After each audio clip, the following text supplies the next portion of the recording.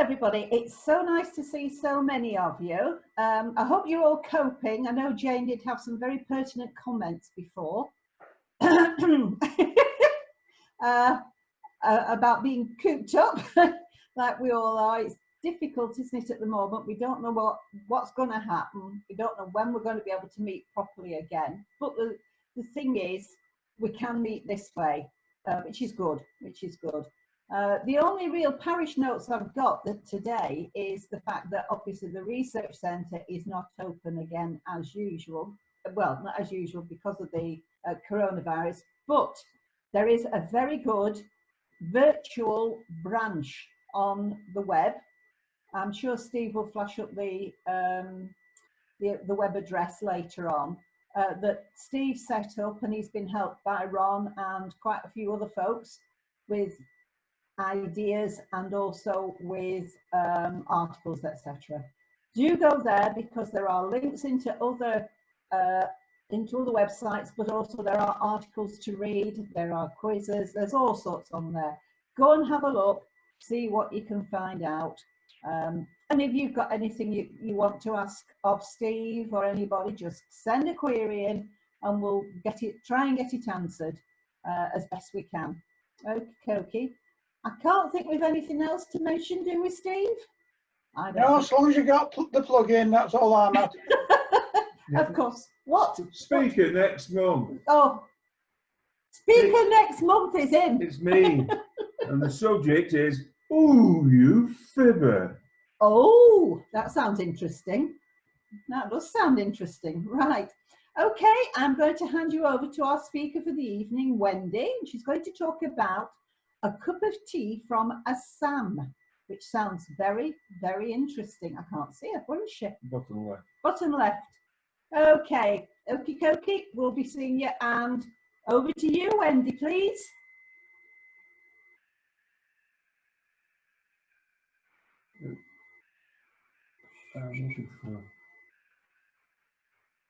Can you see my screen all right? Yes, thank you. Yeah. A nice cup of tea from Assam. Whilst the custom of drinking tea dates back to the 3rd millennia BC in China and was popularized in England during the 1660s by King Charles II and his wife, the Portuguese Infanta Catherine de Braganza, it was not until the mid-19th century that the concept of afternoon tea first appeared in England.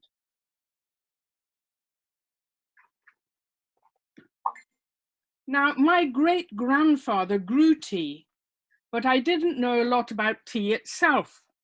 I had to learn, so I was steeped in tea for 3 months, but I've never drunk a drop. He was a Renaissance man who seemed to be able to do everything. He was an inventor, a musician, he could draw maps, he was a sportsman and a photographer, and he was a tea planter. This is his family. His uncle up here owned a flax mill in Drummoness in County Down, Northern Ireland. His father here owned a flour mill. And his mother's family, this is his mother, were landowners. He was the youngest son. Here's the family here, and he's the youngest son, Samuel CLELAND Davidson. It's often happened with the youngest son. They didn't inherit anything and had to make their own way in the world. He had a family of his own. And this is my grandmother here, Kathleen Davidson. He was born at Ballymacon Farm, Strandtown, Belfast in 1846. The family lived at Turf Lodge in Belfast, near where Samuel's business was later located. He attended the Belfast Royal Academy, academic institution, but he left at 15 and had 2 years tutoring in organic chemistry and photography. He started work at his father's flour mill and learned bookkeeping. He liked visiting his uncle in Drummoness, where the flax mill was probably the first in Ulster to have power machinery. Here he may also have seen his Uncle John experimenting to improve crop yield. He served an apprenticeship with the town surveyor, William Hastings. In 1864, he received an invitation from his cousin, James Davidson, who was the son of John, who owned the flax mill, to join him as a tea planter in India. He was to go with 4 Ulstermen to help run a group of tea estates in which the Davidson family had an interest. So with him went Harry Hunter, Dick Doak, and Dawson Baxter. And while he was in India, he kept a diary. This is a sample of his diary. And he kept it all the time that he was there. He set off on his long journey from Greenock in Scotland. And he says, "We weighed anchor at 6 a.m. and commenced our voyage on board the Kashmir, a ship powered by steam and sail. The date was the 31st of August, 1864.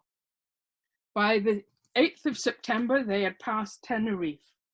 A steam pipe had burst by the mailroom and their boxes were moved to their cabin. The violin was all right and he played it for a while. 20th September, commenced learning Hindustani from a book I got from the Stuarts. They were friends and got on very well. 22nd of September, got up by the captain at 4 a.m. to see St. Helena. 1st of October, at 6 o'clock I saw Table Mountain, but the captain wasn't sure about it. 2nd of October, went ashore. Harry and I got a horse and started for Constancia. Price for the day, 5 shillings. I never saw a more beautiful road in my life. We saw serpents and lizards and all sorts of beautiful birds. By the 28th of October, they were in Ceylon, Sri Lanka as it is now.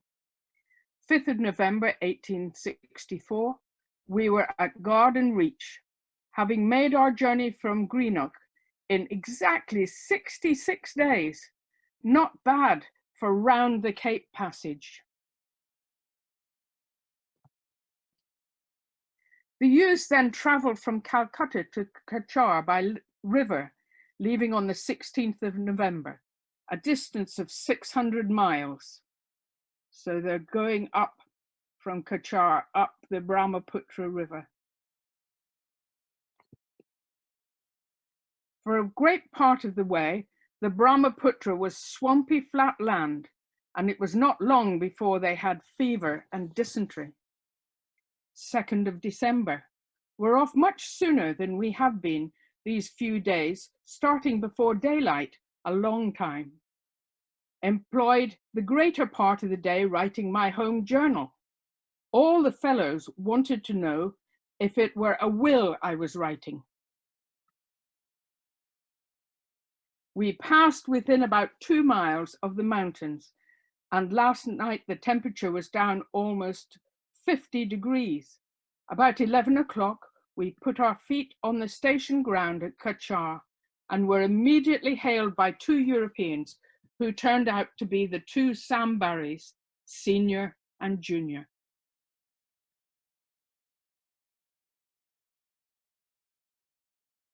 And that's something like the sight they would have seen coming into CACHAR.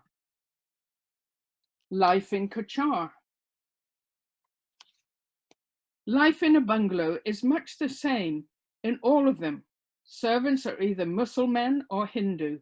The former are recruited in Calcutta and brought to the bungalow. The latter are local and chosen from the better coolies in the garden to do bungalow work. It is difficult to persuade the Muslim men to leave the delights of Calcutta to go to the wilds of Assam. and he had been taught from his youth that the area is full of devils, and the only way to acquire their services is to double or treble their wages. Without this inducement, they will refuse to enter the service. The ordinary day in CACHAR is up at 5, Chota Hazri, which is a pre-breakfast, at 5:30, work until 11, then Hazri is served. On the 6th of December, he said, Hazri here is quite substantial, tea, eggs, toast, and then Burra Laziz is at 12 and just like dinner. And after that, rest until 2, followed by work until 5:30 or 6, bath and dinner, and finally adjourn to the veranda, where reading, smoking, a chat if there's anyone to talk to with over the day's work, until 9:30, bedtime brings the day to a close. Samuel went to the Sylhet district up here, northeast of Dhaka, to a garden owned by the Assam Tea Company, who took over the growing of tea from the government. The government had started growing tea as an experiment, having found it was positive and also that tea grew naturally in India. They sold off their experimental gardens and made money out of it. His father had interests in them, and Samuel was placed in a garden in Puttaria, which is up here.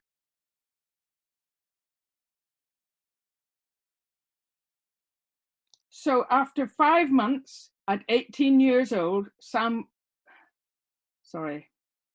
it had been settled that Dawson is to go home. This is the 5 months later, on the 23rd of May, 1865.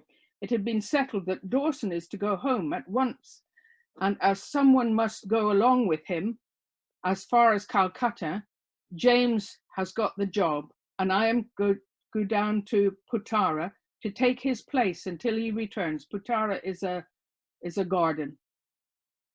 So he and I rode out to BURKHOLA in order that I may send down some things to Putana. On the way back, we had a splendid game of hockey on the station ground. So after 5 months, at 18 years old, Samuel is responsible for the Putana tea garden. Hockey, though, is not really hockey. When he talks about hockey, he's really talking about polo. Polo was first played by Europeans in a club formed in CACHAR. The Europeans first came across the game being played by local tribesmen. In 1859, they formed the first polo club, the Silchar Polo Club, with 7 members, one of whom was James Davidson. 28th of October, 1865, played hockeys with the Munapuris this evening, to all the ponies. 29th of October, 1865, Sunday, bought a tat, which was a polo pony, from the Munapuris this morning for 125 rupees. The other day, Bila died, so I hope the beast may turn out well. Harry Hunter went over to Tara this morning, and Harry Gregg and I went over the old garden, had hockey in the evening. Harry G's first attempt. All dined here after dinner. James and Harry G went over to Boothleys and slept there, and they were away at daybreak tomorrow to explore a road. Racing. Races today at 3 p.m. They were pretty good. I rode in Confederacy, James and Stitchfield, and won the winner's handicap on Pentland. Was at Mrs. Coburn's music party, played some duet with Mrs. C. She plays beautifully. Tuesday, the 10th of March, 1868. Got a loan of Bury's colours for the race. It was now at about 8. Oldfield on Bally won it easily. Raja 2nd, Thunderbolt 3rd, and Stockwell 4th. There were 8 went round it. We had 2 more scratch races, hockey match in the evening, Munipuras versus Europeans. Munipuras won. So what was there to do there? Well, there was entertainment. 15th of February, 1866. This morning at Tara, a lot of strolling players came and performed. The chap who did the tricks did some wonderful ones. There were little girls who, I think, have next to no bones in their bodies. After the usual routine of the garden in September 1866, we all started after breakfast along with Boothly for Harry's, as yesterday was his 22nd birthday, and he is giving a big dinner tonight. On the way over, Boothly, Morris and I got awfully stung by hornets. My husband did, and they're very painful. 2nd of January 1866, went to Mrs. Stewart's for a music party. I played some solos, and on the whole, music was prime. Supper afterwards. So what was the food like? George Baker, who wrote a book about the tea growing area of India, says this: how to vary the diet. The monotony of chicken meat remains unchanged. Chicken in every form. Chicken cutlets, steaks, mince, spascocks, rissoled, roasted, boiled, curried, in soup, on toast, fried, devilled, and many other ways. No man exists who has been to India and has not been compelled to sit down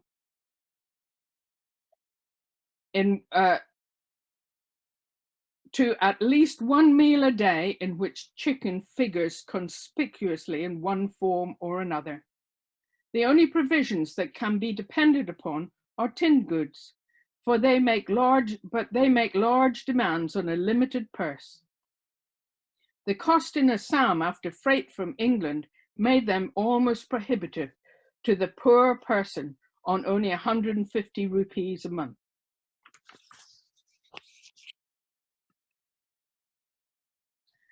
Found James Stewart at Jemmy Lowe's, and as he was going to Puttaria, we all went together, breakfasted at Tara. James and James Stewart went to Chota Domi. They came back to Puttaria and stayed there all night. I went back to Taradharni and stayed there. 27th of April, 1865. Went over all the garden. Although this was bazaar day, yet there were some cookies working. While there, one of them found a bee's nest. I made them open it up, and I got about 3/4 of a seer, which is 1.5 pounds, of honey from it. I opened another in a tree, but only got a few ounces. So how to vary the diet of chicken and honey? Hunting and shooting was not just for fun. It brought a welcome change to the diet. Garden work all morning. Went out in evening and had some shooting on hattis. Hattis were elephants in the jungle below Stool's garden. Got 1 pig. 4th of May, 1866. Harry and McKelvey went over to Tara today, and Harry had good snipe shooting there now. The Maisra came to me this morning to go to shoot a tiger above his house, but when I went with my big rifle, it turned out to be a mulberry pacu. This might be a civet. James and 61 head of coolies arrived this evening. Harry says he was out after a tiger the other day, but wasn't in a position to shoot him, although he saw him. But when he is going out again, he is to send for me and James. So Samuel did kill a tiger because it was on the floor in our house until my mother decided it was too moth-eaten and it had to go.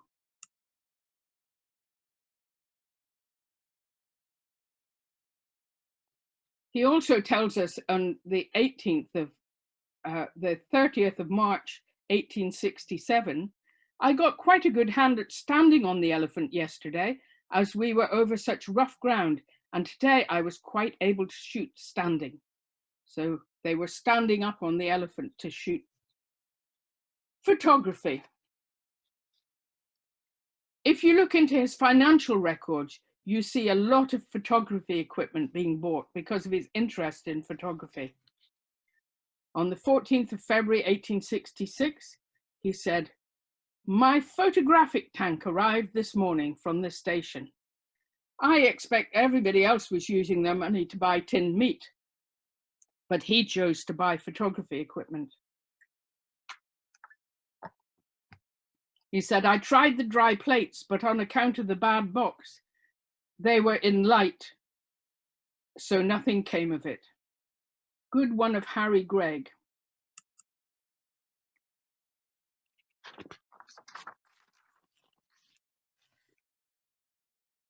Printed a lot of photographs today, most of which I gave to Drake, who came out with me last night, and we went away in the evening today. 2nd of May, 1867, commenced a series of photos of the BURKHOLA bungalow. It is panoramic, as each view joins to the other. The series will consist of views all round the house. 18th of March. Doak was keen to have his photograph taken, so I did one of him.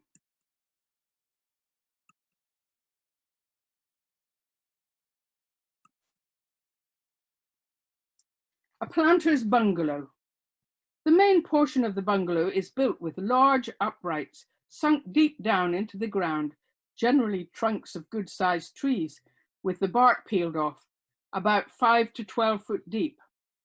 A deep notch is made in the uprights in which to place the floor. The height of the floor varies depending on the height of the uprights obtained. The higher, the better. The idea of this is to prevent close proximity to the ground, to keep away malaria, and the floor of the bungalow as clear as possible from the pestiferous earth.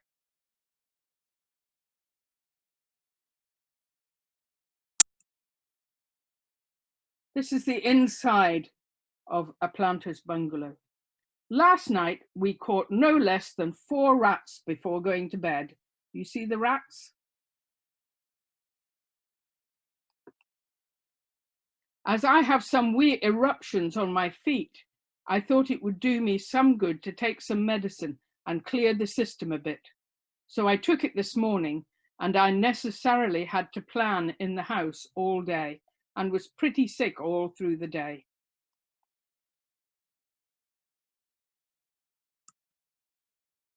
The process of growing tea was what he had to learn.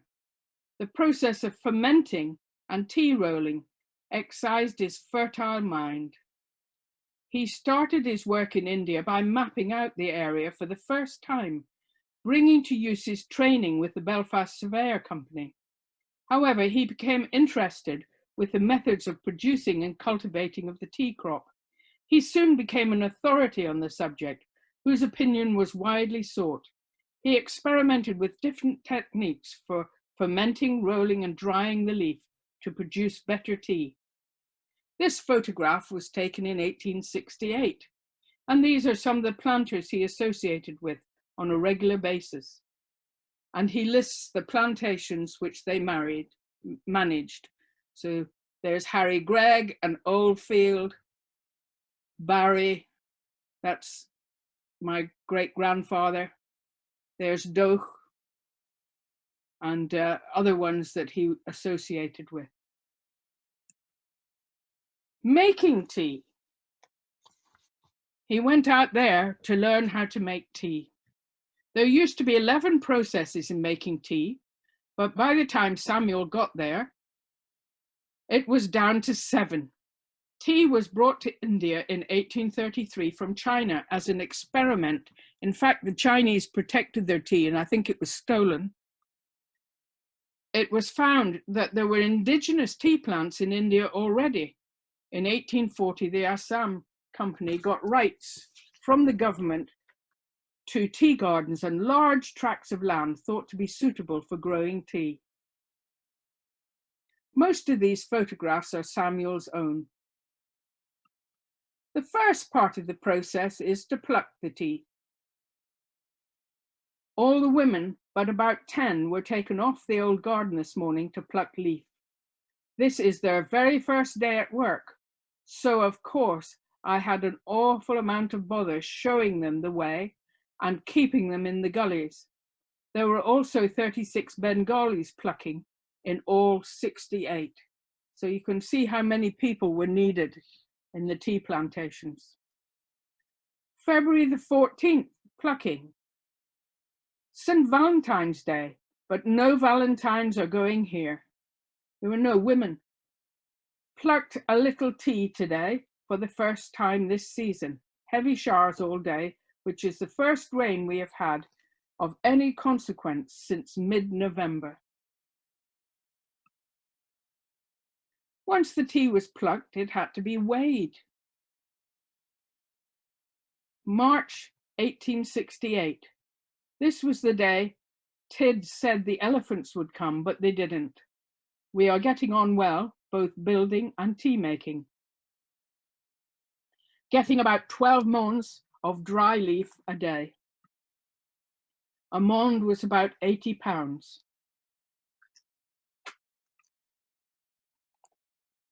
(1867) April. Got all the central posts of number 3 tea house up this morning. Our pluck of leaf today was 12.5 mons. Yesterday was 15 and Tuesday 22.5 mons green leaf. I think we will make about 90 mons this month. That's about 720 pounds of tea. The women have their leaf weighed and got a chit with the weight and were paid according to the weight they picked. You can see the man here weighing the tea in the basket. Once the tea was weighed, it had to be withered. The tea was laid out on wire mesh to wither, and it was damp, and the wire disintegrated pretty quickly. 26th of June, 1867. Rain still every day and all day. Fine for transplanting, but very bad for withering leaf. Chunnell was not in the garden when Harry went over last night, so he didn't get the wire netting. He has been off his garden for 5 days. He tried to improve things, so this was an early withering loft that he built. Withering relief this morning, partly in the cylinder. So he started to make machinery for withering the leaf. Here is the cylinder. And it seemed to do very well, but the handle broke. There's the little handle at the end. It broke in the middle of the day, so it was no use till mended again. Very hot day today again. We had so little rain yet that the rivers are cold water height almost. Friday the 5th of June, 1868. Tea house work all day experimenting on withering of leaf. I am beginning to see, unless I have it plucked and withered all in one day, that it will be most difficult to manage.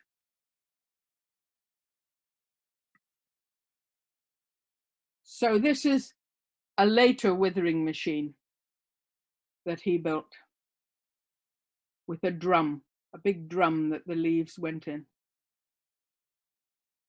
Samuel started his process with a method of rolling the leaf with extensive experiments and drawings for the process of making tea. These are some of his drawings. Rolling, 7th of May, 1867.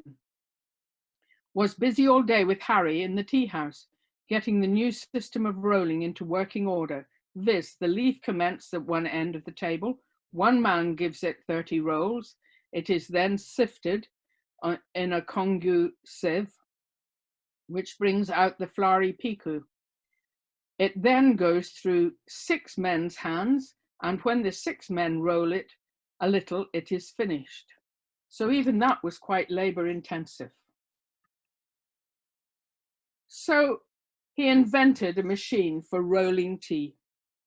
The machine consists of a pendulum attached to the bottom of which is a frame the shape of an arc, and which oscillates over a parallel arc with an arrangement for raising or depressing the pendulum through the distance of a few inches.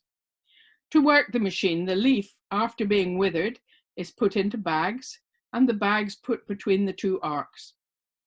The pendulum is made to oscillate. As the leaf in the bag decreases in bulk, and as it becomes rolled, the pendulum is depressed, so as to keep the pressure on the leaf still uniform. The advantage to be gained by using the machine are, first, a great saving of labor and expense in rolling the leaf when compared with doing so by hand labor. Second, from its construction, it requires very little power to drive and is not liable to get out of order easily. I think really it was based a bit on a grandfather clock with its pendulum. A roller here in 1943 really hasn't changed much from his original design. The next process is fermenting. The leaf has to be left to ferment. It is right when half the withered leaf is red and half is green. The leaf has to be fired. The tea was fired using charcoal. The room where the tea was fired was about 140 degrees. The coolies had to be swapped around out of the firehouse. It was so hot. 7th of August, 1866, Tuesday. By experiments last night, I find that if the leaf is allowed to dry of its own accord after roasting and not fired over charcoal at once, the leaf will redden, so it keeps it damp. I now cover it with blankets after roasting.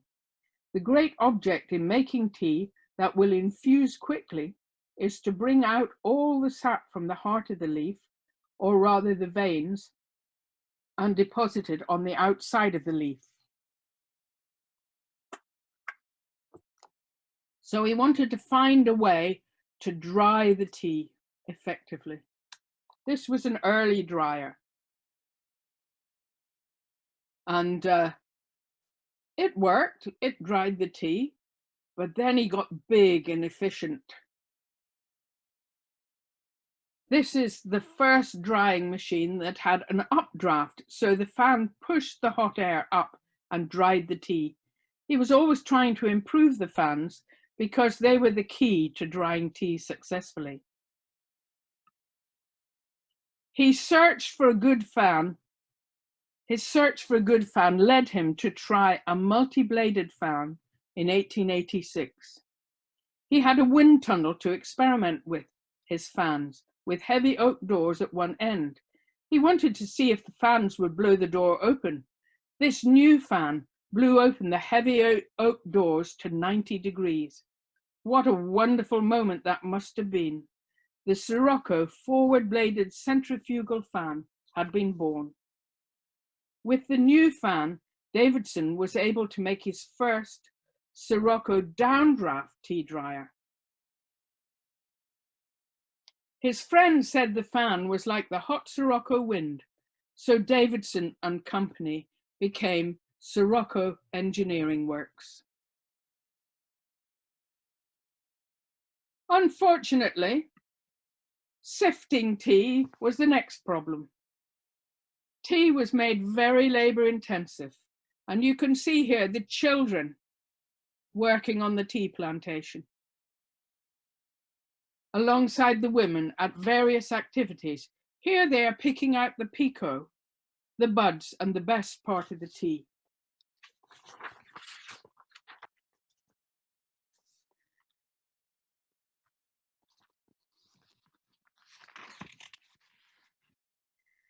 April 1867. Was in the tea house all morning with Harry, experimenting on making golden pico. but was not very successful. We had boys picking out pekoe from the green leaf. 27th of April, 1867, Harry left to go on tour by Cougal, Mounsapur and McMeekins. After he left, I hit on a good plan. After giving the leaf 40 rolls, the pekoe buds break off. A Congo sieve takes it all out where it can be manufactured separately. This was how you made money. Pekoe was the best quality tea. If you could separate out the pekoe, you got ever so much more money for tea made from pekoe. The tea had to be sorted. Tea was graded according to quality. Flowering pekoe was the very best quality. Orange pekoe next, and pekoe. Souchong, Kongu, and Bohea. Rained heavily this morning, cleared about 9, and we all went to the tea house and weighed 100 pounds sorted tea. It's sorted into pekoe, 33%, Souchong, 38%, Kongu, 20%, and Bohea, 9%. Of course, he had to invent a machine then for sorting tea. While most planters were content to make tea by the accepted techniques, Samuel Davidson carried out endless experiments. He kept a diary of his experiments, and over time, certain principles emerged. Factors that had not been thought of by anyone else suddenly took on significance and became essential for good teas to be produced.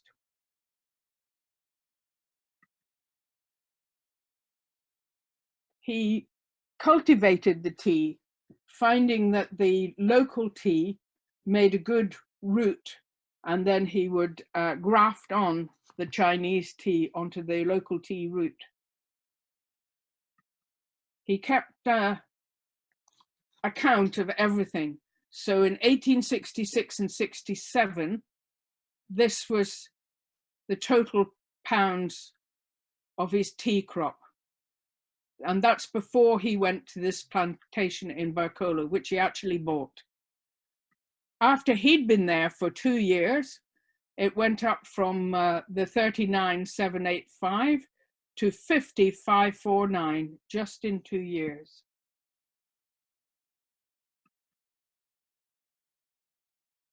And it went up a bit even after 6 years. He was still getting an increased crop. Looking after the garden was much more about people, as much as it was about tea.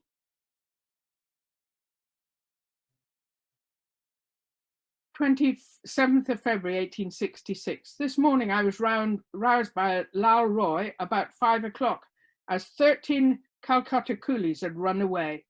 I sent him off at once to Pen Shopping Road to tell the villagers they might catch them and for each man get 5 rupees. One man was brought back in the morning. I, Harry Hunter and Lal Roy were out along the Pen Shopping Road all night, keeping the villagers alert. Next day, Wednesday, we were unsuccessful in catching any out in the busties, but while we were away, 2 were caught near the number 4 teller. A teller was a hill. 2 more were caught this forenoon, and this evening 2 more came back of their own accord as they were starving in the jungle.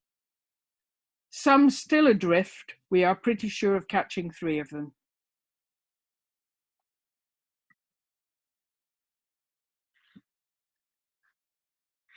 Third of May, 1865, Wednesday.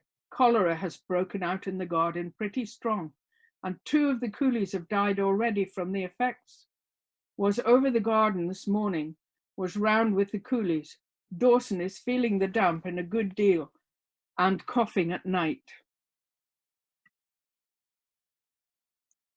Cholera just as bad as when I was away with Dawson. I think it was a good job to get him away from here on account of the cholera raging so strongly. Several of the older men, who were the best on the garden, have been carried off by it. It must have been the last coolies who were brought up here that brought the disease along.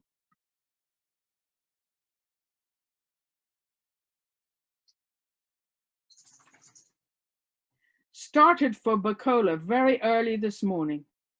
This is 8th of May. Met Tom Burry at the Fatinga Mook, coming in to have his tooth out.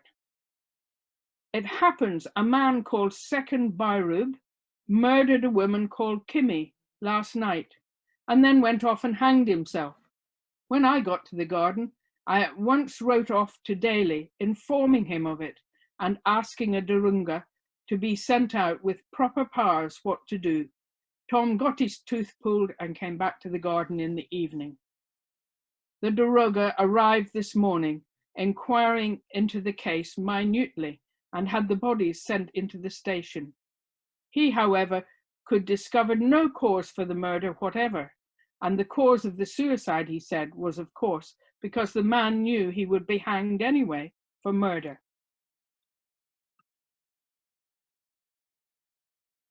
These are the tellers. You can see the tea plants built right up the hillsides. The maintenance of the garden was labor intensive. The jungle wanted to take over, and the soil got washed down the hillsides called tellers. The plants too were subject to disease. 24th of August. Watered a number of blighted bushes round the roots with dilute sulfuric acid, 3 ounces acid to a water can full of water, 1 capful to 10 plants. It was the blighted bushes of Sam Teller alone that were watered. To keep the jungle away, the gardens had to be hoed. I was out at work, 1867, most of the day, only hoeing and building going on today.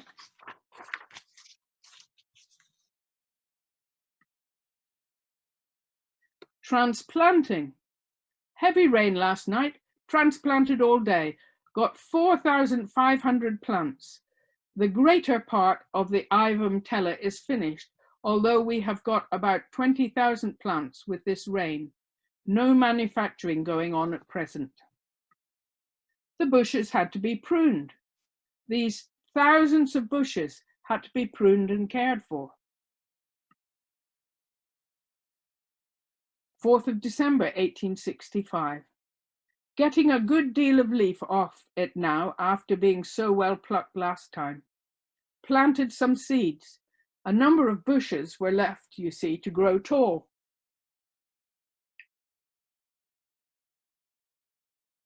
And these would produce seed. Seed was a good money spinner. The tea had to be tasted. Tea was made and put into 2.5 grams of water on the leaves and left for 6 minutes. Then the tea and liquid are separated and the tea put in white porcelain cups for the tea taster's analysis. In addition, the dry leaves are also presented separately for the tea taster to study. Well, what do you put the tea in when you've dried it and processed it? You have to make tea chests. Here are the elephants clearing the jungle for tea chests. By far the best tea chests are the teak ones from Rangoon. The wood is impervious to insects of all kinds, even white ants. In many districts, these boxes are unavailable and local ones have to be made. So they're in the process of getting the wood to make tea chests. When you have the tea chests, the tea has to be packed. 7th of June, 1867. Finished packing the Pico and started packing the Congo in the evening. Saturday, 16th of May, 1868. Put out the Pico in the sun today, preparing to pack. Packed the Souchon. It was only 7 chests. Harry was laid up a bit of fever today, but was pretty nearly all right again in the evening. 21st of May, 1868. finished the packing of the Pico yesterday. There were 17 chests, making a total of this chalo of 31 shillings. Of course, packing was labor intensive, and you can see them here tipping the tea into the chests here from the big containers, the big baskets. So he made machines for packing tea.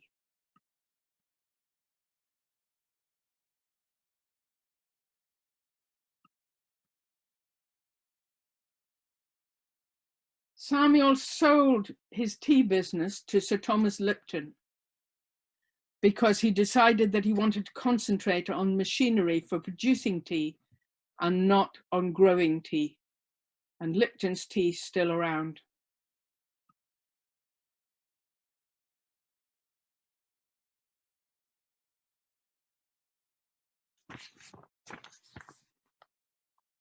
It was a tough life living in CACHAR.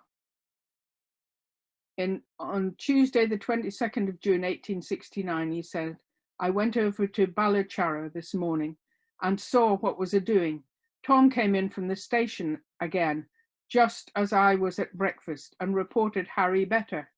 Heard from James and Jenny this evening that poor Harry Hunter is dead. I feel very sad about this, for he was such a fine, good-hearted fellow and was so long my companion. I feel as if I have almost lost a brother. He is the second gone of the four of us who came out together, and only Doak and I are left. And strange to say, we are the ones who remained in India. 3rd of March, 1869. Dreamt I was at home last night, and I saw father, and that he was better and able to come downstairs. But still, there was some grief in the house, and mother was crying. I got a letter this evening from Maria, and all say father is declining fast, but is not suffering so much as he was. Heard this morning, 13th of March, 1869, heard this morning of my poor father's death from Jenny and John. He died on 2nd of February, just close on 2 months after Uncle John died. He suffered very much pain from a cancer on the liver, and it was this, I believe, carried him off at last. He has been ill so long and suffering so much that he must have been glad actually to get away, and it makes me resigned to his death, knowing that his pains and troubles are over, and he has gone to where the weary are at rest. His life was an example to us all. In 1873, Samuel went briefly back to Ireland and managed to get married. Clara came out with him to India, and on the 8th of November, 1873, Annie was born. However, her ayah caught measles when she was 8 months old, and Annie died on the 24th of July, 1874. Beside her grave, in CACHAR, the tragedy of children, of friends and colleagues. Clara returned to Ireland and stayed there while Samuel was in India. This is a little painting that was done of Annie.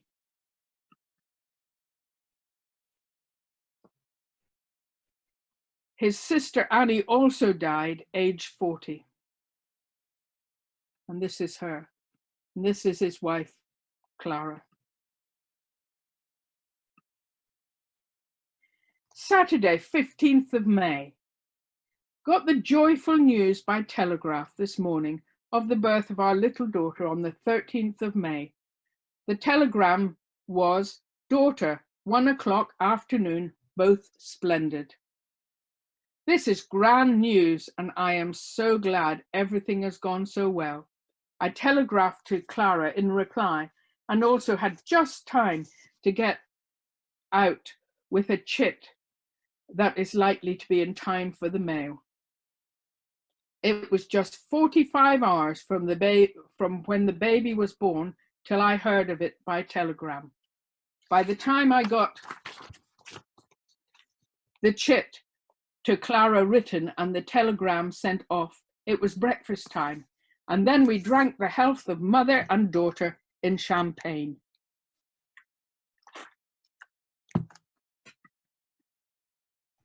He had a further 3 children, Jim, Dick, and Kathleen, my grandmother.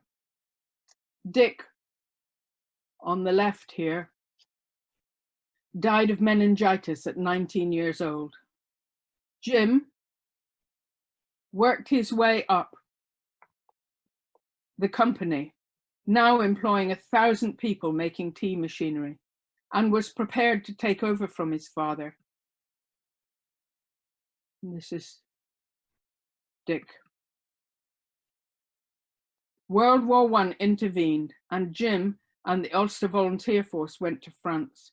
He was killed at the Somme on the 1st of July, 1916. Samuel returned to Belfast in 1879 to start his own firm to construct dryers. In 1913, his daughter Kathleen was in India and travelled to Sabon. We got to Sabon at 12 o'clock, she says. The bungalow is so pretty, silhouetted overlooking a lake, and the flowers everywhere were lovely. Glorious pinks and red lilies, bougainvillea, passion flower, and lots of others I never saw before. What a lovely spot it is, but it must have seemed like going to the end of the world when Father and you went out. Even now, it seems to me terribly far from civilization. And that's one of his drawings of the bungalow. As a businessman, he was very successful. His centrifugal fan, this is one of the bigger ones, brought clean air to coal mines and ventilation to remove dust and fumes, not to mention fresh air to dreadnoughts. In 1921, the man with 168 patents to his name was awarded the Order of the British Empire by King George V. He died 2 months later on the 18th of August, 1921.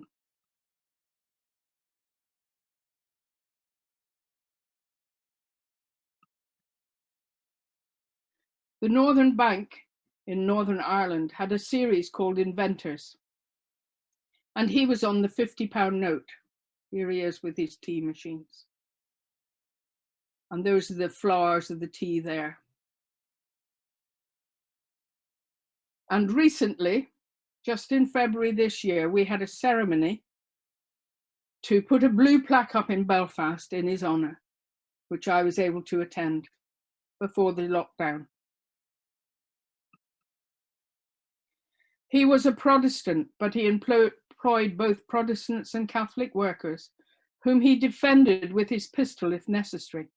And when he died, the whole of the Short Strand, a Catholic street in Belfast, followed the coffin out of respect for his employing Catholic workers.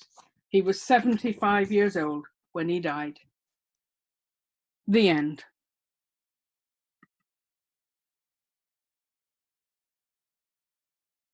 Pauline, do you want to unmute yourself and take the first comment? Yes. No? Okay. Right. Question time. Are you okay to take some questions? Yes. Well, I've got a couple so far, so don't forget, folks, if you have any questions, pass them through to me on the chat. Okay, so Bernard, if you don't like to unmute yourself, you've got a question.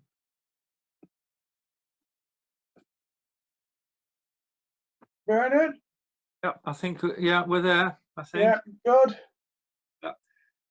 Hi, Wendy. That was really very interesting. Thank you. When the withering and the other machinery that came in, did Samuel actually invent these, or were some prototypes available beforehand? Some other people had made machines, but he made his own way, and he invented them all. Right. Gosh. Every time there was a problem, he found a solution. Yeah, you know, for such a young man in a new trade to him, quite impressive. Yeah, I think he was very impressive. Yeah. Going back to all the photos, I think they're absolutely super. But the thing that struck me in all of them is that everybody's dressed up to the nines in Western clothing. Did he comment anything in his diaries about how uncomfortable it must have been? Yes, I think they did that, though. I think it was a matter of gaining respect, perhaps. Much of the time, you were on your own, the only European on a garden.